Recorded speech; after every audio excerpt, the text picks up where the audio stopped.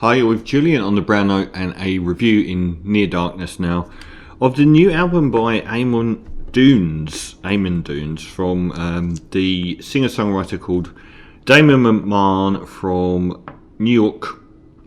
Now, I don't know much about him, but I got into him from his fifth album, Freedom, in 2018. A 6-year gap, pretty big gap, especially as he was quite prolific in the earlier years. Freedom was one of my albums of the year, I think in my top 5 albums of the year.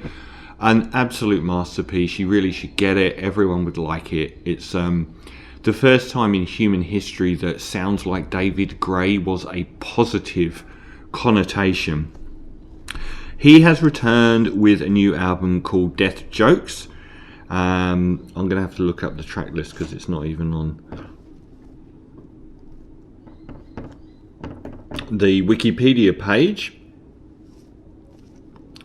and it's like a big gap between albums, and it's a much like the album Freedom was very much serious singer-songwriter mode.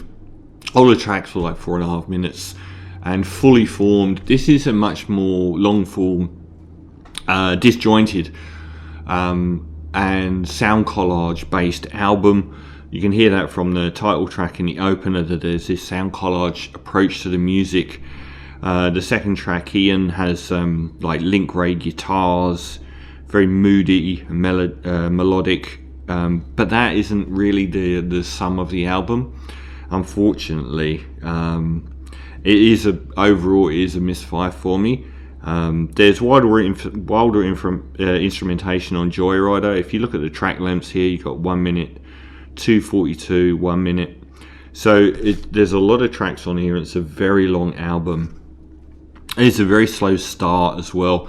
He said the music is reflective of his upbringing in the rave era and focusing on a lot of the electronic dance music tropes. I can hear that to a degree. I wish I heard it more, to be honest. What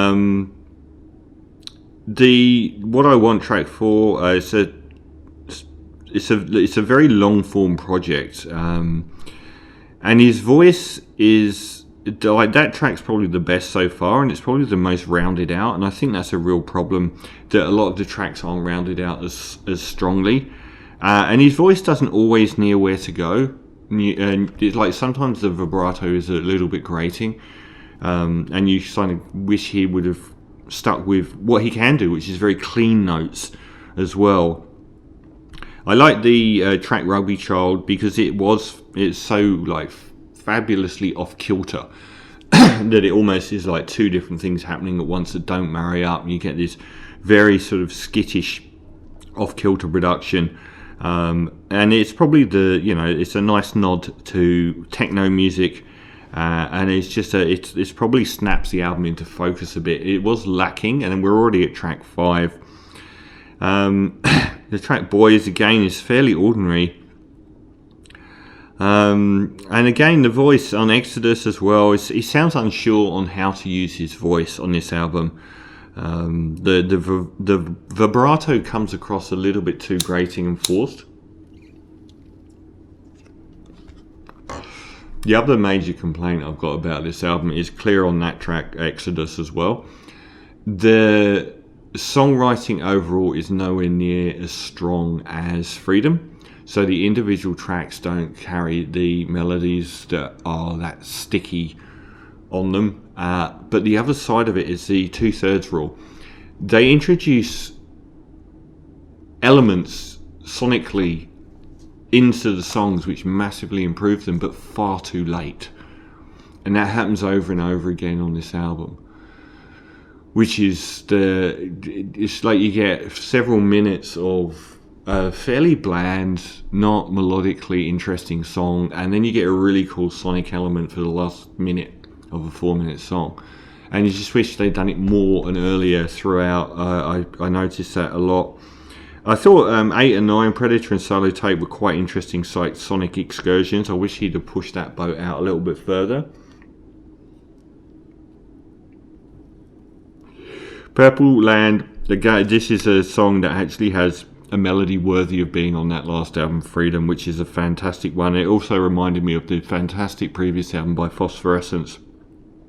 It does have that 2/3 rule where you wish they'd introduce the sonic elements earlier in the song and not just save them up for the back end, but it's a better song.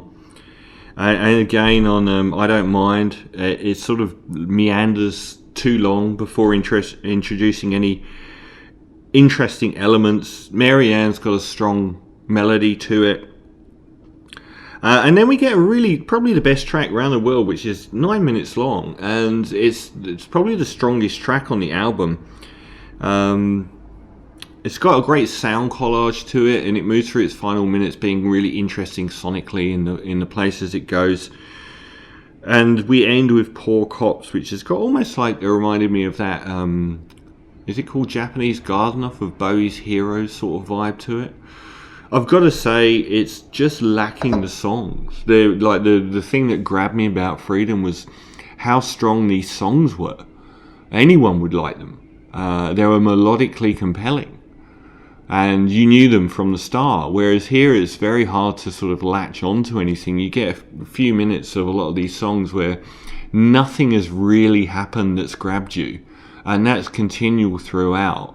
I kind of feel like I know where he's wanting to go with this album, but has missed a lot of the targets, particularly having compelling songs and not introducing that electronic music soundscape enough, or trying to apply it often enough, fast enough as well in the songs, which can be quite bland.